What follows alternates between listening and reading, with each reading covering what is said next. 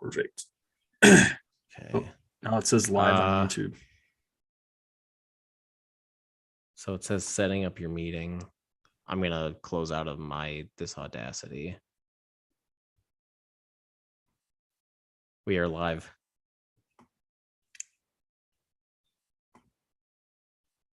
Okay, so I'm I can hear myself. Okay. Ready to go whenever you are, sir. All right. Hit record in 3, 2, 1, go.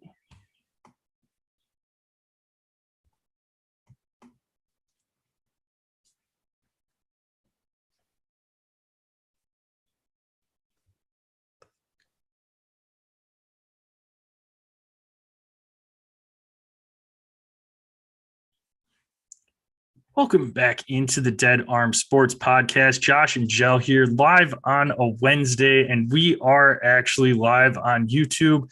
We got that set up on our Monday recording that came out on Tuesday. So from now on, if you are interested, typically record on Mondays and Wednesdays. And you can live go on ahead. YouTube. Yeah, can send us in any questions. If you're watching that live stream, more than happy to take a look and check the chat box here and there and answer any questions, time permitting. But Jell, question of the day today. Bring it on. I wanted to talk some more college football. So I want to know all time. What 5 college football fan bases should be the most excited about their teams for the next 5 years? So my number one, and this is a combination of both NIL and Lincoln Riley arriving into town. And that's USC. That's the Trojans. Yeah. I mean, we already have seen Caleb Williams follow Lincoln over from OU. We've already seen one of his prized receivers come over from Oklahoma to USC. So that's where it started. Now we saw it's already additionally Oregon's running back who led the Pac-12 in rushing came down from Oregon down to USC to join the squad. Not a huge fan about that. Not a huge fan of that, but we can have that discussion at a later time. and now there's talks about the Biletnikoff winner, Jordan Addison, coming from Pitt to USC. Again, I'm cool. I'm actually cool with that in his situation. I mean, what are you gonna go from Kenny Pickett to some scrub and you're trying to be the first wide receiver off the board next year? Do you want to be catching passes from Caleb Williams or Kenny Pickett's backup? So I get that. Although they did actually funny little coincidence here. They did actually get Keaton Slovis as their starting quarterback for next year. He's slotted to be their starting quarterback for next year. Yep. From USC. So kind of little switchola, little trade action there, basically. If assuming Jordan Addison were to go to USC, he's also got offers from Texas, Texas, and I believe there's one other school that was involved. Potentially Bama, I think was. Of course, why not? I mean, of course, yeah. So but not talking short term. Just within this season and this mad transfer of players from other schools, high-end players from other schools, long-term, over the next 5 years or beyond, I think Lincoln Riley could, assuming Saban moves on at some point, there's a chance Lincoln Riley ends up supplanting Nick Saban as the top coach in college football, in my opinion. Now, if you disagree, why don't you jump in here? No, it'll be an interesting program. That's one of the ones I had written down in no particular order, but that's one that I'm keeping a close eye on. Like you said, they're getting in a lot of recruits from Lincoln Riley coming over, a lot of transfers from the Oklahoma program, Caleb Williams, like you had touched on, and just Lincoln Riley's offense, I think, is tailor-made for that Pac-12 and to compete there. So I think if you're a USC fan, you haven't had much to get excited about the last few years. Well, pretty much since Pete Carroll left. There's a couple years in there here and there that they were relevant, but they had a couple 10 wins, like I think 2 or 3 10-win seasons, but then they'd get destroyed in the bowl game. That's not the USC standard. No, not at all. And I think USC is going to be getting back into that college football playoff contention each year. But again, we were talking in our group chat today. I'm a little skeptical. I think it's going to be kind of the same MO as Lincoln Riley at Oklahoma, going to be in that college football playoff and then just get destroyed by the SEC. So it'll be interesting to see. But as a USC fan, any USC fans out there, I think you can definitely be excited about your team's future. Definitely be excited about it. I mean, there's no doubt that there's the talent, at least, or what Lincoln Riley's is going to be able to bring is at least skill position players, skill position talent. The problem, and what may not lead to national championships for USC, find the big dudes out in California. Find these monsters that exist in the Midwest, these monster players that exist in the Southeast in terms of potential recruits. California, those types of players don't really exist. It's a small, you could be, I mean, shit, look at Kayvon Thibodeau. He's like 6'5", looks like he barely weighs more than me. He's just like a thin MFer, and that's cool. I'm not shitting on Thibodeau here. My point is, there's not a whole lot of just big bodies out there out west. Everybody's out there eating vegan and shit. Like, they're not growing. So I think that it's still the SEC's country to run in terms of college football, but USC is at least going to be viable. They're going to probably, within the next, I'd probably say probably not this year. I'd still probably put Utah as the favorite to win this conference, the Pac-12 right now, just because I haven't seen USC on the field. But starting next year and beyond, they're probably ready to win the Pac-12 and compete for one of those 4 playoff spots for the next 5 years, 10 years, however long Lincoln Riley's there. Yeah. I'm going to jump over again. USC was one of my 5 teams, so I'm not going to say any more on them right now. Next one up on my list is Georgia. Georgia fans just coming off of the high, winning a national championship. Kirby Smart's locked into that program. Fantastic coach, great recruiter, and you can get the cream of the crop there down in the South for talent. So I like Georgia. The SEC East is relatively weak. Florida's going through a transition period right now. Outside of that, maybe South Carolina. They got Spencer Rattler in there, but they're not competing. You are so hard on South Carolina. The Cox. They can turn that program around, though. Shane Beamer did a nice job with that program last year. But otherwise, you got Tennessee. Kentucky's had a solid program, but have a little bit of turnover. Wandale Robinson. But I don't know. East is Georgia's, and there's nobody really that's going to push them for that title. If you really compare the East to the West in the SEC, the West is loaded with Bama, Auburn, LSU, both the Mississippi schools, Mississippi State and Ole Miss. The East is basically Georgia. And then, you drop off to another tier with Florida. And then you drop, if you even want to consider Florida in that, in one tier below, I would say they're probably at least 2 tiers below.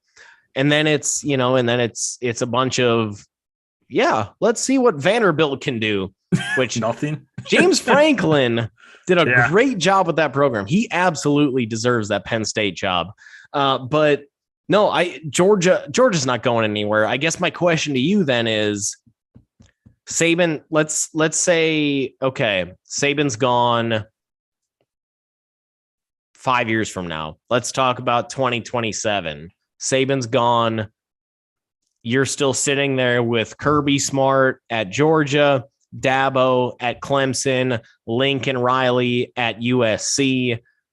whoever else anybody else you want to bring into the mix. Is Kirby Smart the best coach in college football at that point? Probably. I think just with that recruiting ground, I mean, that is just prime territory down in that Brian Southeast. Kelly will still be there as well at LSU. Yeah. Funny you should say that, because that's also a team that I have for a fan base that you should be excited about. And Brian Kelly, with the state of Louisiana, arguably has the best high school athletes in the country, and they were all going elsewhere in the last few years because of the turmoil at LSU outside of the national championship year. A lot of different sanctions and allegations that were coming out there from the Les Miles area. Ed Ogeron outside of Joe Burrow was trash. He was not good there at all. So, yeah. I really like that Joe Burrow guy. I mean, he's out here. He's just leading the offense. I really like that Joe Burrow guy. Go Tigers. Right. But best I can do. Yeah. Brian Kelly great, Bob. Brian Kelly was recruiting some of the top athletes in the country at Notre Dame with extremely high academic standards for recruits coming in. LSU doesn't have those standards anymore. So he is going to be bringing in just phenomenal athletes. If he can keep some of these awesome Louisiana athletes in the state and come to LSU instead of having them go elsewhere to A&M, Bama, outside of LSU, I think that program could be turned around in, I don't know, probably a year, maybe 2 tops. Check out our Twitter page. We had actually retweeted a video of Brian Kelly dancing with a recruit that he was trying to, or a quarterback recruit that he's trying to bring in. So he's going all in. No, I've always thought that Brian Kelly at Notre Dame got shit on too much, because Notre Dame, I think Notre Dame standards are just kind of out of touch, not really realistic at this point. So for him to bring that team as much success as he did, especially considering what he had jumped into, what had happened at Notre Dame the previous decade, really, of just basically garbage football, for him to jump in and almost immediately turn it around and make that kind of turn around that entire program, really impressive. And again, like you said, doing that with the Notre Dame academic standards, and Notre Dame isn't a school that will waive academic standards for premier athletes. That's not one of the schools. Other schools may. Notre Dame's not one of them. LSU, that's where all those really high-end athletes from the Southeast, especially like you said, that breeding ground in in Louisiana, East Texas, that's where a lot of those players, they're targeted there to go to that school. So yeah, I don't see LSU going anywhere. I'm going to jump into another school in the Southeast here. I'm going to go with the Canes, Miami. Okay. Mario Cristobal's there now. We saw his impact at Oregon, what he was able to do with that squad. Kind of, with the previous coaching, wasn't terrible, but kind of that transition between Chip Kelly and then, basically went Chip Kelly, a myriad of mediocre coaches, and then Mario Cristobal. A lot of M's there again. Basically between Chip and Mario Cristobal, Oregon was consistently a disappointment. Mario Cristobal gets there, turns that program back to not necessarily the Chip Kelly level probably, but more into a more stable program, I would say. So I really like what he did at Oregon. Now coming over to Miami, the way that this NIL is currently, and where it's basically like the wild, wild west, where you pay the most for me, I'll go to your school. That's kind of how it is now. Miami, tons of money out there. Big time. We saw it. We saw tons of stars going there back in the 2000s, early 2000s.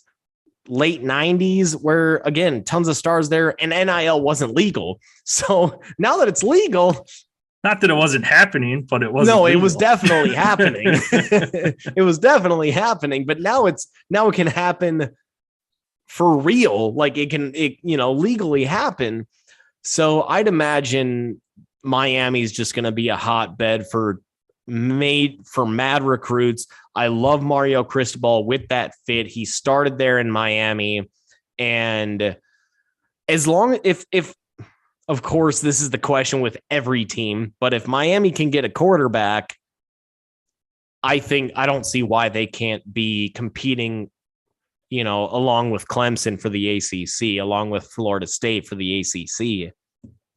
No, I think Miami fans should be excited. Like you said, Mario Cristobal coming in, somebody that played there. So it's always good when you got somebody that comes back home, especially leaving the program like Oregon too. That's pretty solid to get him back down into the Miami area. So is that two of your teams, Joe? You want to hit one more since I threw three of mine out? Yeah, I'm going to jump into the Big Ten, and I want to go to Michigan State. And solely because I am a Mel Tucker believer as a head coach.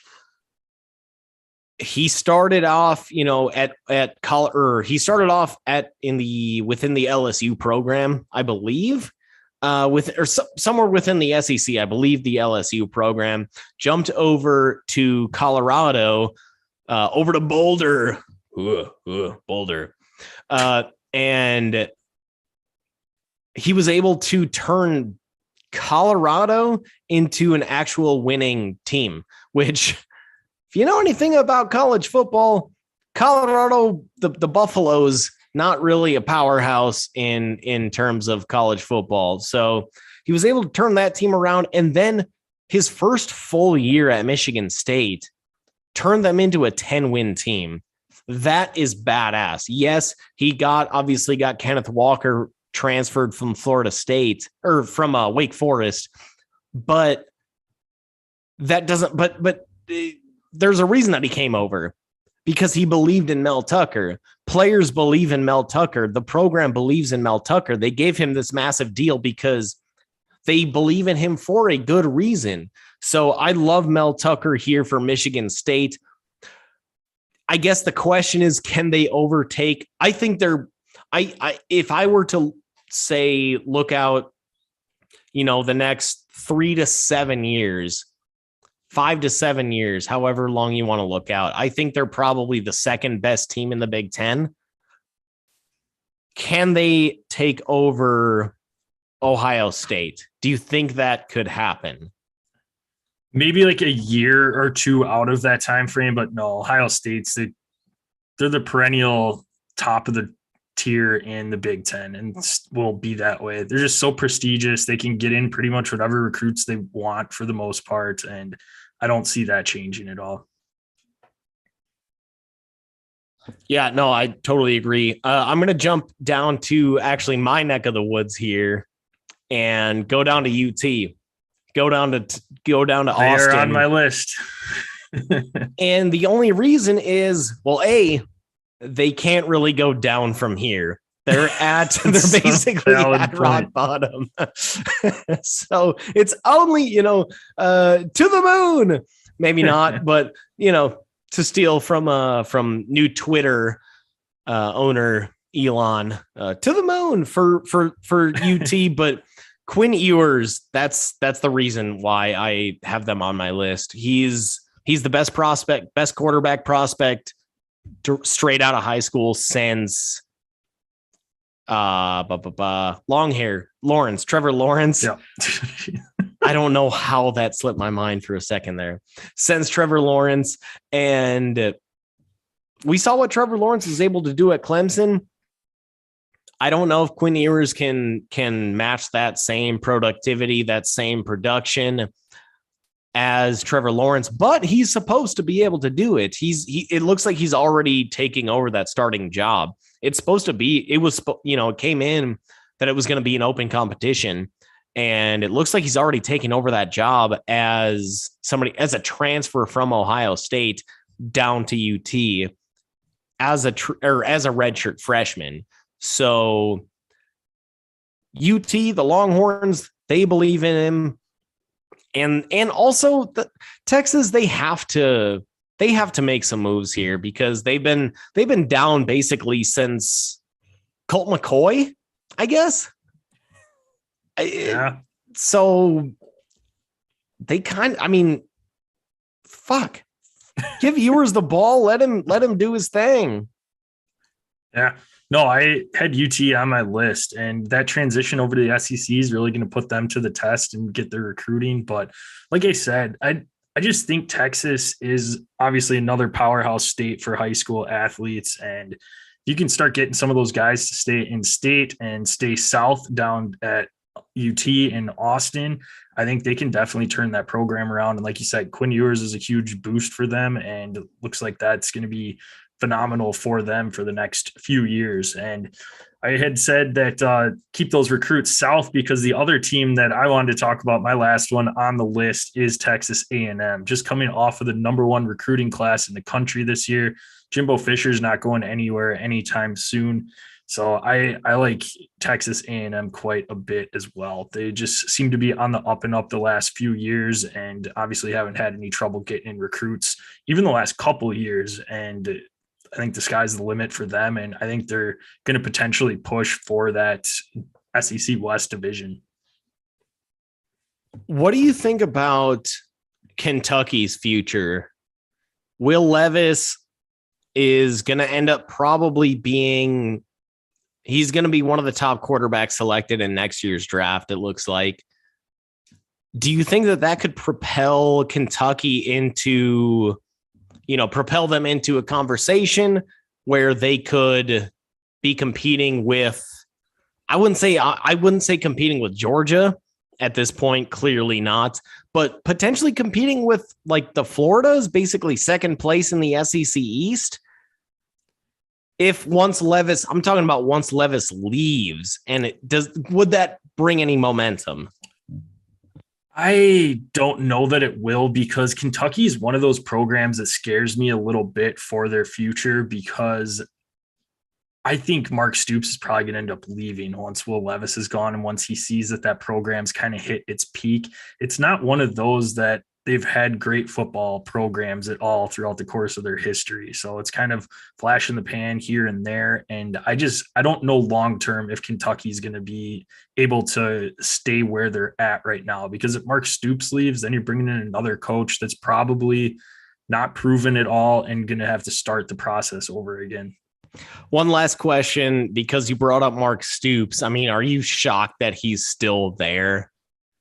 I think with Will Levis still being there and being one of the potential top quarterback recruits coming out next year, I think he stayed because he wants to keep that program going, knows that they're probably going to be competitive again this year. But I don't know. That's a good point. Probably be his last year, because he probably didn't want one of those either where it's like, okay, is this just a one-hit wonder for him this last season, or is this something he can do 2 years in a row? So I think his stock will be even higher this next year if he can get them into contention again, like he did this last year. Super good point. I didn't even think about that. If he can go out on 2 straight 9+ win seasons at Kentucky, that's pretty badass. That's a really good point. Yep. All right. We can be found at Dead Arm Sports, Twitter, Instagram. Check us out on Facebook. We are on YouTube. Again, YouTube Live. We'll tweet out when we're approximately about to start recording. Our schedules fluctuate a little bit, but usually Monday and Wednesday nights. But you can check us out there. We've got the chat going, so you can ask us any sports-related question, or ask us any question, really. If we like it, we will answer it on the air. Do have one in the queue right now, so we'll get to that in a second here. Subscribe, rate, and review the podcast on your favorite listening platform. Send us a screenshot of that review. Get you some sticker swag sent out in the mail for free. Jell, saw you finish off a beer. What are you sipping on next? This is a good old-fashioned Dallas Blonde. Have to have the nectar, man. Cheers to that, sir. Yes, sir. Hey-o. It's like we're gonna have ourselves a little social here. Let's get social. All right. Oh, cheers to you, sir. Indeed. Oh, glorious. Oh, that's so good. Yes, it is. Oh my God. Hell yeah.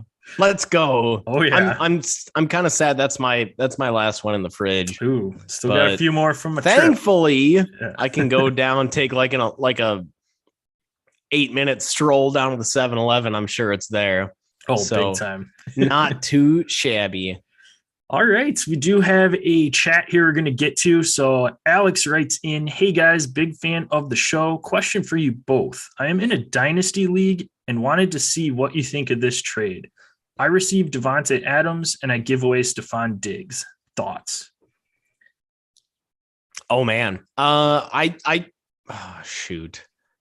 Yeah, you got Stephon Diggs. You know what you're kind of getting there in Buffalo. Buffalo's an up-and-coming, high-powered offense, but Davante Adams obviously has been one of the best wide receivers in the league with Aaron Rodgers now transferring over to the Las Vegas Raiders. And his former college quarterback, Derek Carr. So that is a tough one.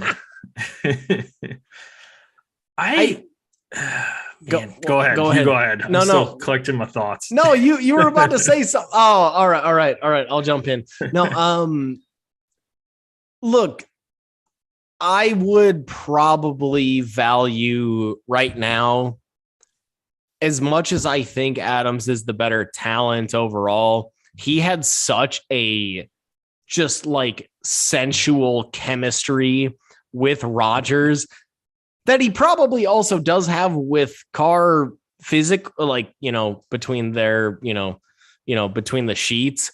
But I don't know if that necessarily translates to the field. I would rather see it first with Carr and Adams before I'm able to even see, give Diggs or rank Adams above Diggs.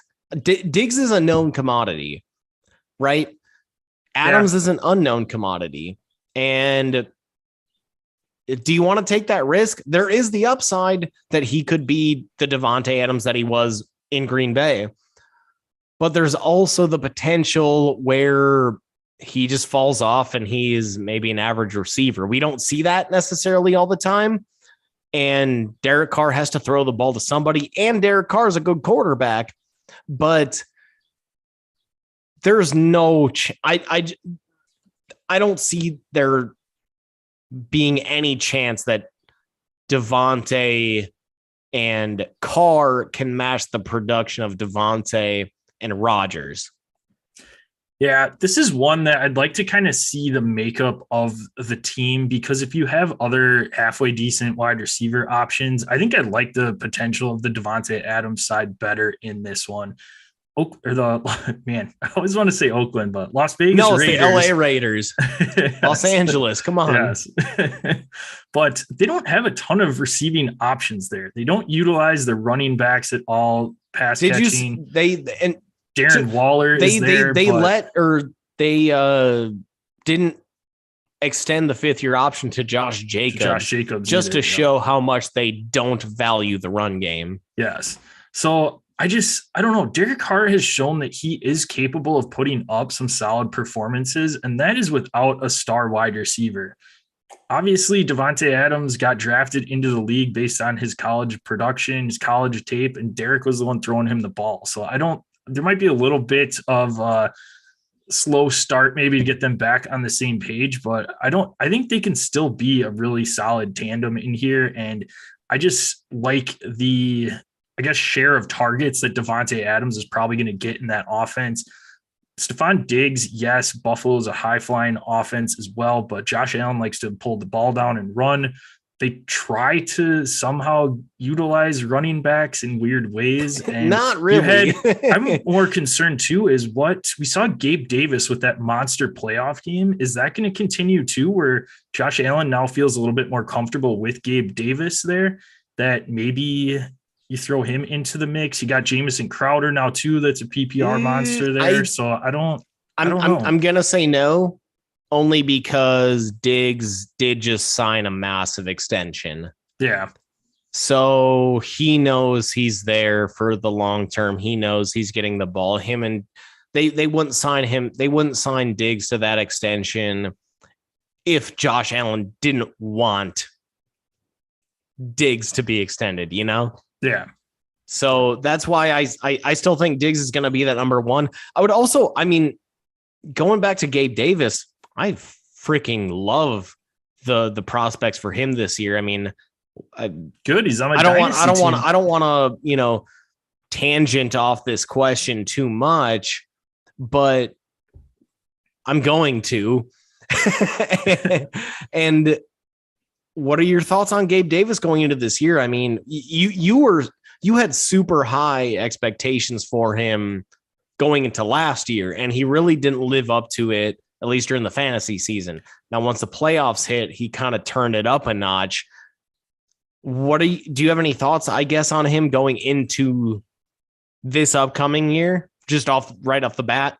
I like him quite a bit as probably like a wide receiver 2, maybe like a flex play option for the most part. Flex play is kind of where I sit it, I would put him. I thought for sure last year, Emmanuel Sanders came in on a 1-year deal, and I thought that Gabe Davis might have a shot to beat him out. Had a pretty solid, I think he had 6-7 touchdowns his rookie year. So he was pretty solid there. 7. Yeah. So I had some high expectations for him, but just kind of got buried on the depth chart there. And then Cole Beasley kind of had a resurrecting year this last year and was halfway decent. He's gone now. So I do like Gabe. I am tempering my expectations until I see him prove it and stay consistent week after week. But I like him for the mid-teen rounds of your draft. So, and I throw one more name at you in that receiving core, Isaiah McKenzie.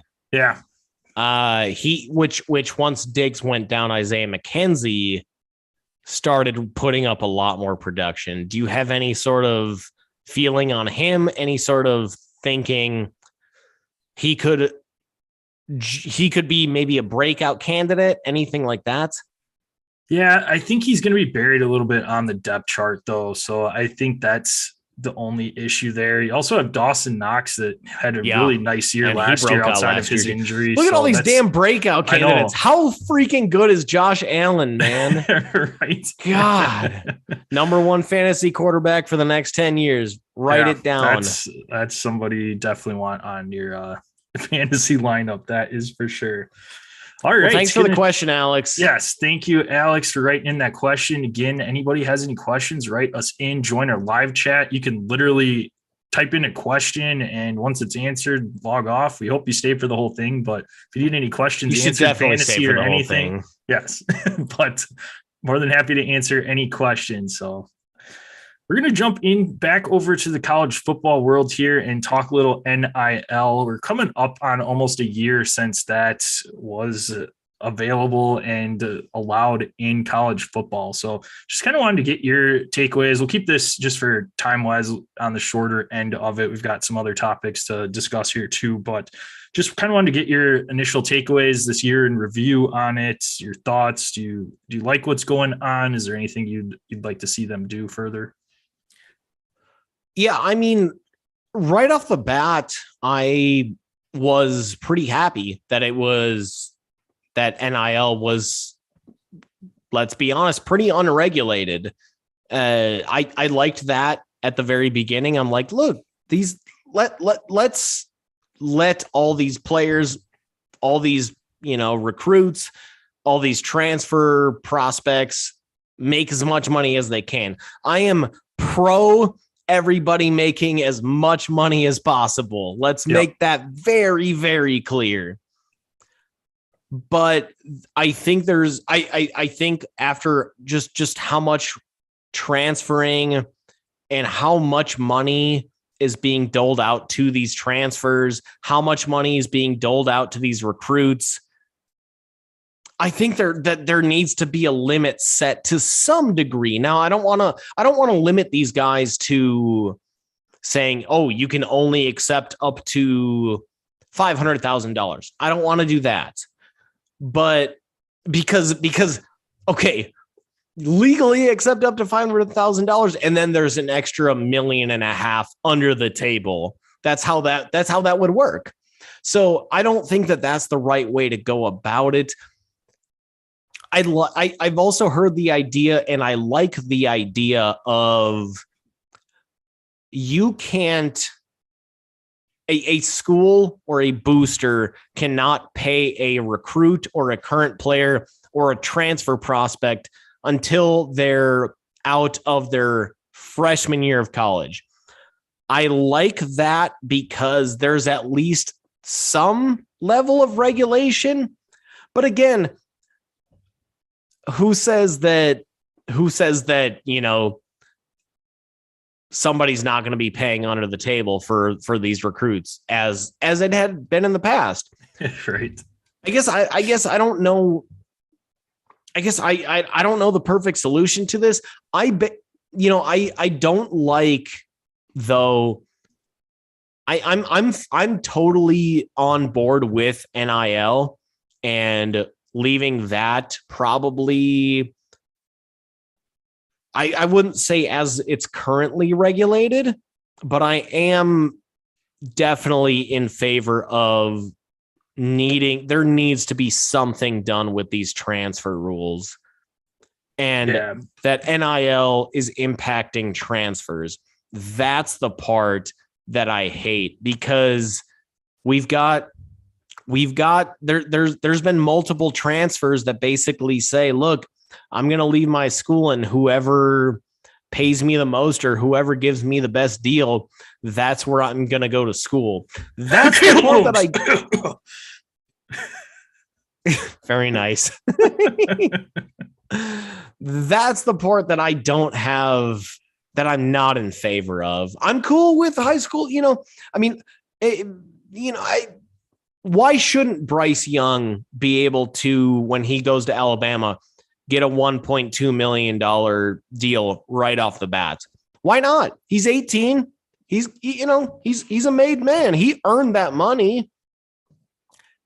But I don't want it to be pay for player, where it's this transfer portal is effectively free agency. That's the part where I want there to be some sort of regulation on it, Yeah, that's kind of where I am too. And my big concern, I guess, with it is just like tampering and poaching, I guess. Like Jordan Addison, it's just kind of weird, the whole timing of it. It's May. I mean, spring football is done, and all of a sudden you've decided to transfer. Like, who was leaving, was going into the draft, wasn't coming back. And then you hear rumors that there was offers for like $3 million from him of NIL money. Yeah, so are people that reaching came from out UT. to current? That came from Texas. Yeah. That $3 million. So it's like, you shouldn't be able to like reach out to a player directly that's already with another program being like, hey, you want to come here? We'll give you $3 million.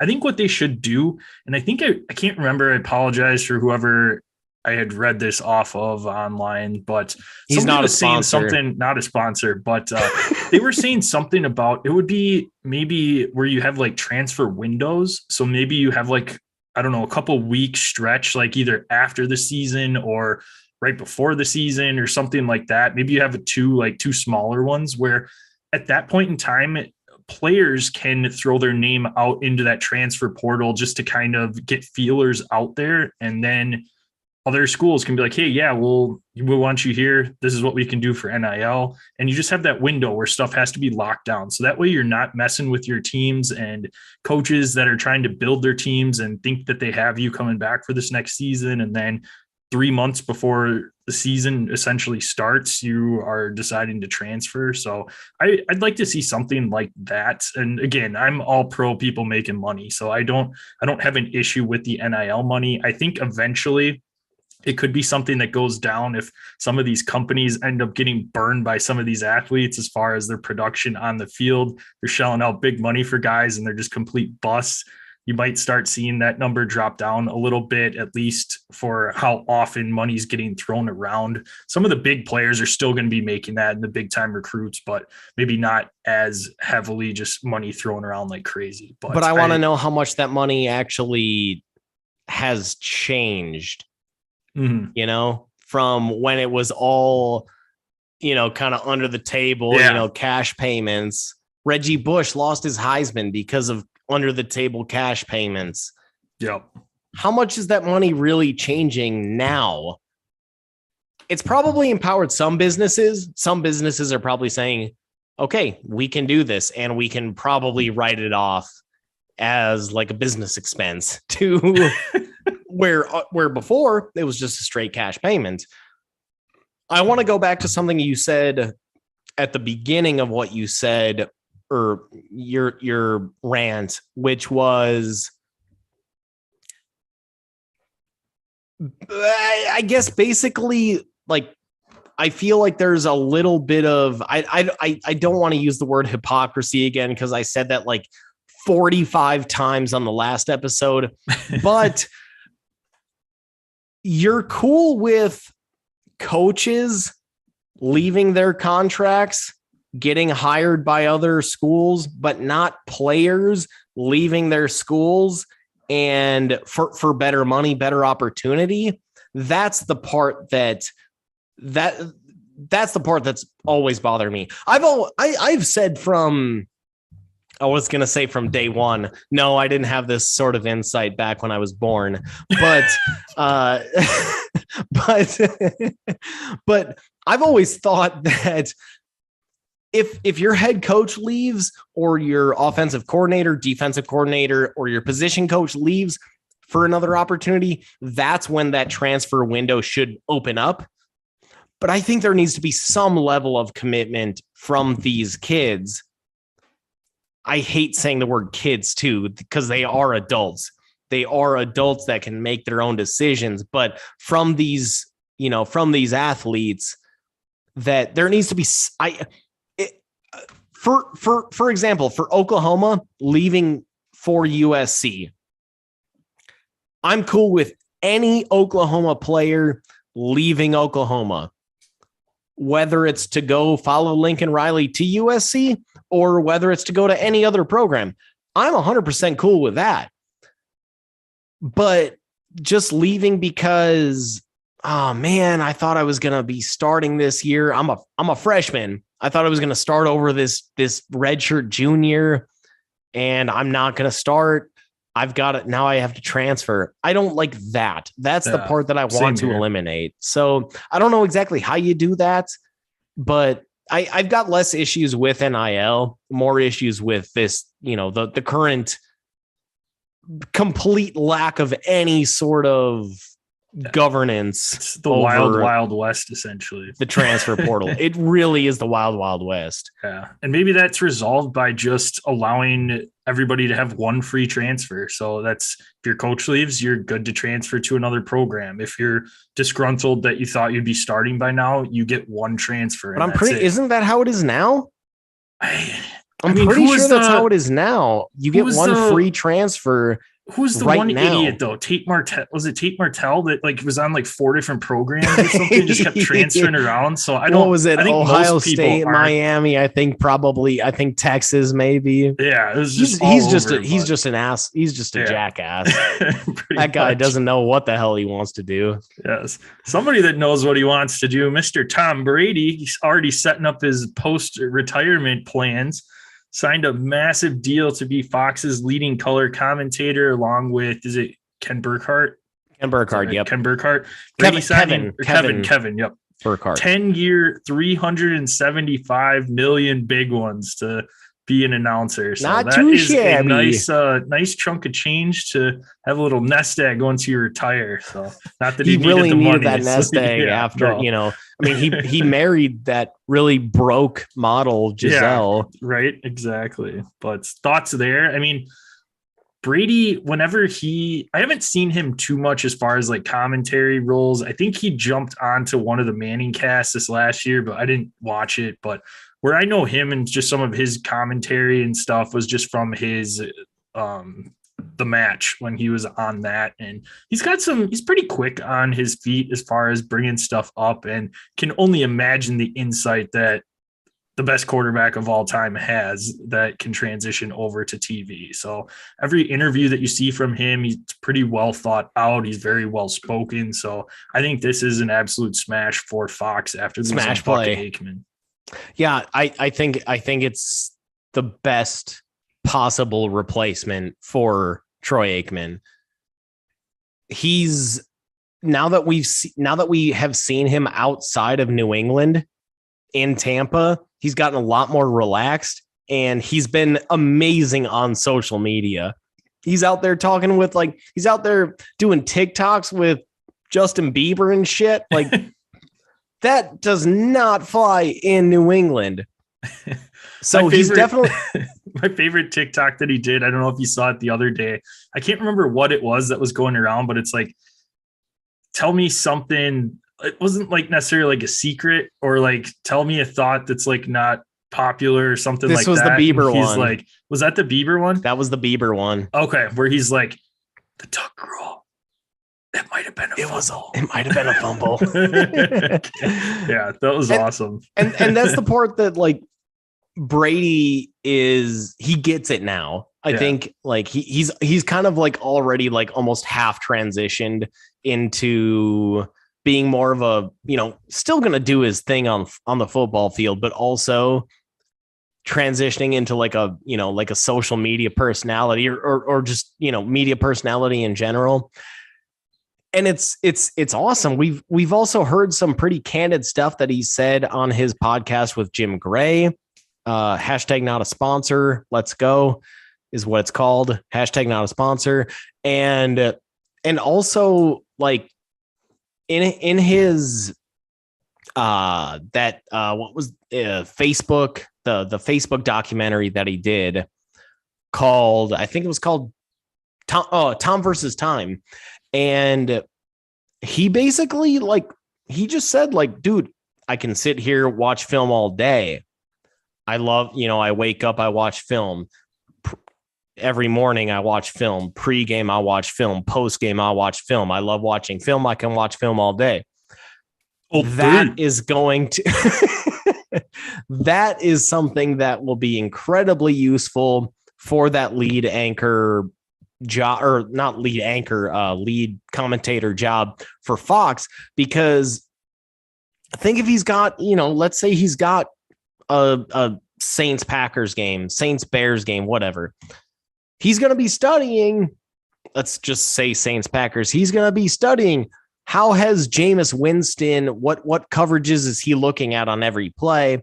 And he's going to be able to interpret what Jameis saw versus his studies and say that was the right decision because the safety was coming down and Jameis saw that the safety was going to come on a blitz, or be like, Jameis fucked up. He thought the safety was going to come on a blitz. He ended up doubling down and went and covered Michael Thomas, and that's how he got the pick. That's the kind of stuff that Brady's going to be able to bring to the picture for Fox. I absolutely love it. What I really hope doesn't happen is that he turns into Romo, where Romo I thought was absolutely just dynamite the first 2 years, really. Now it almost feels like Romo is doing like a WWE thing where he's hyped up about freaking everything. Oh, Jim, did you see this block from this right guard? Like, that's the kind of stuff that I really pray Romo doesn't do. Yeah. No, Brady doesn't do. Yeah, I can't see Brady necessarily doing that. He seems like too even-keeled a lot of the time, so I can't imagine that. But I don't mind Romo. It just kind of gets exciting. To me, it's like a Gus Johnson. So it's just, I don't know. He gets excited, makes it feel real, like you're sitting on the couch with your buddy watching the game. So I don't mind that a ton, but speaking of Joe Buck, we'll just throw that quick. He's making his ESPN debut next week, announcing the PGA Championship. We'll have a whole episode on that, or a good chunk of the episode next week on the PGA Championship. So looking forward to talking that. And yeah, Buck believe Buck called one of the U.S. Opens, or at least called the U.S. Open. Yep, Fox it had was the a rights U.S. for Open that on for the a while, U.S. Open so. that Fox owned Yeah. a couple of years ago now. Yeah, so not new to calling golf at all. So we'll get to hear his lovely voice for Yo, a good chunk boy. of that tournament. Yes, love it. All right, I think Joe Buck is fine. I don't know. He's fine. It's fine. He's fine. All right, check out the YouTube feed for that to see Josh's face when I said he's fine. It was not an agreeing face there. No, not great. All right, PGA Speaking of the PGA Championship, did you mention Phil and Tiger? Have not yet. They have committed to the PGA Championship, so we should be seeing them. It'll be interesting as well. Again, we'll dive into it a lot more in depth next week, but the PGA Tour already said too with the Super Golf League that they're not allowing any waivers for players to go play in that. So we'll go ahead and see what happens in June. So June 1st is that first tournament, I believe, for the Super Golf League. And we'll see what happens there. Golf League. Yes.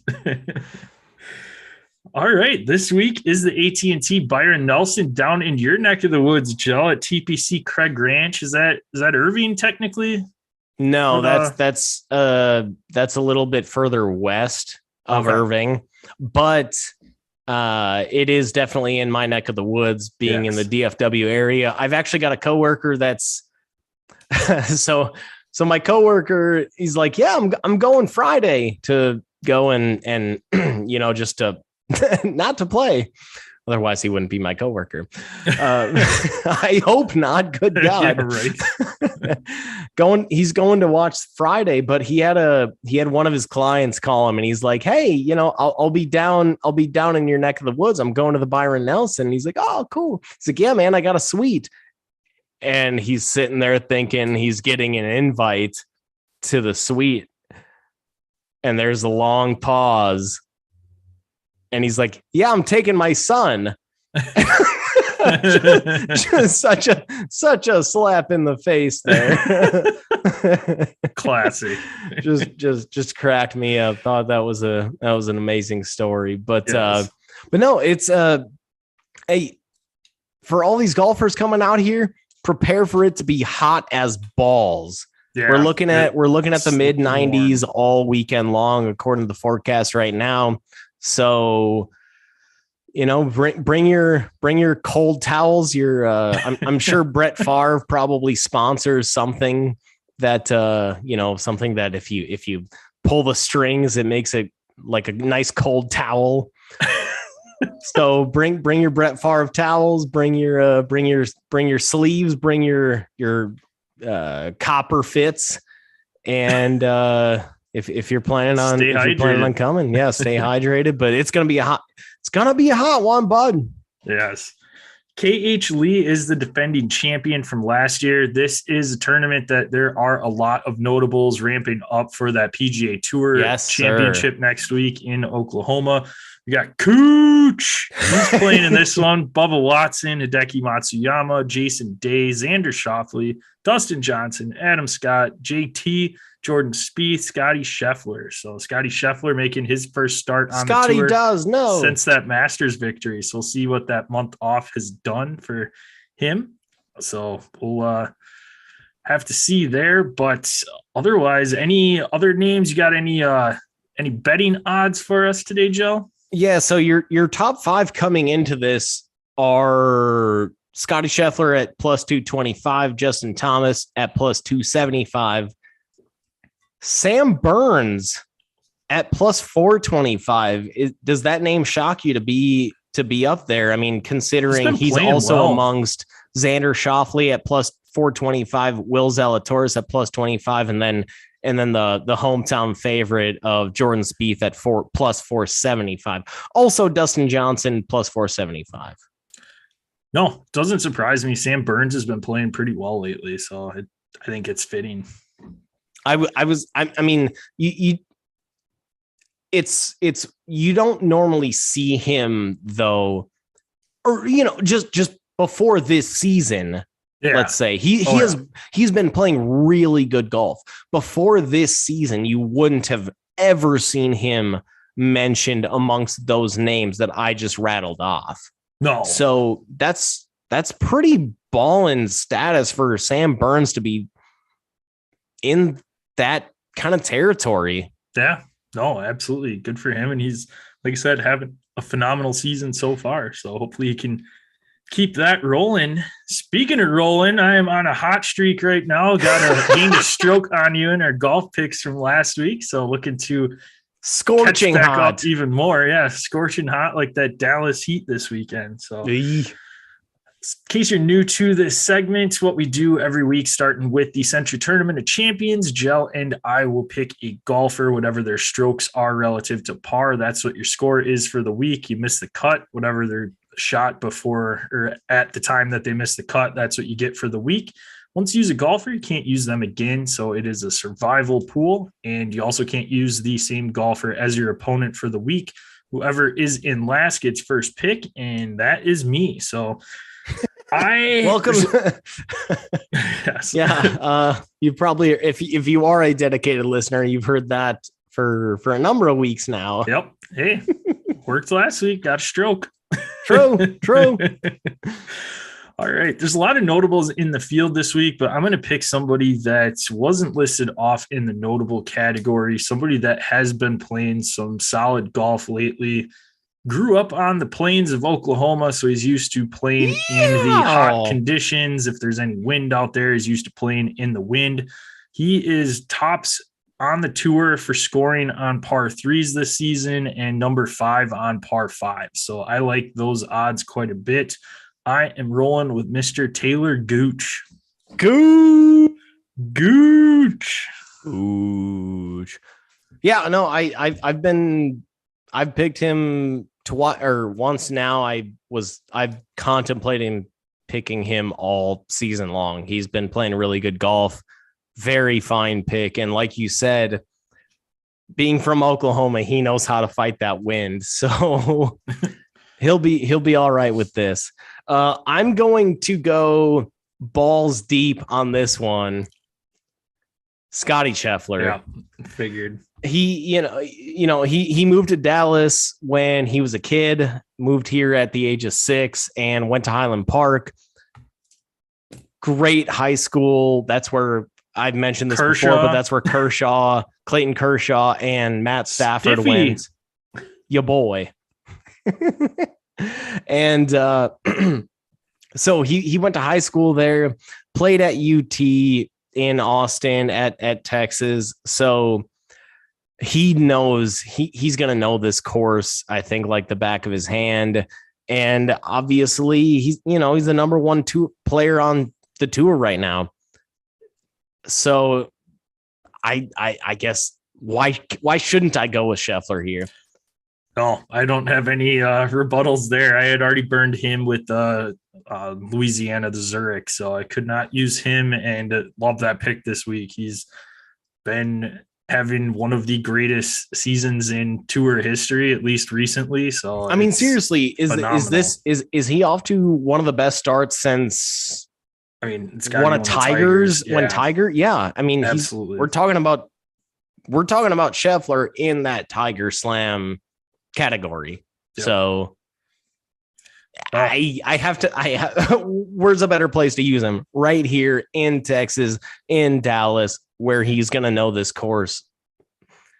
I've got a very good feeling. It is going to be a very, I guess, low scoring, most likely low scoring, where we may see the winner being the 20 under par type of I thought territory. You meant low as in like close to par. No, I was going to say it's under 20, like probably 20 under or beyond. Yes, absolutely. So I think last year the winner was at 25 under, so it'll probably get close to the 20s.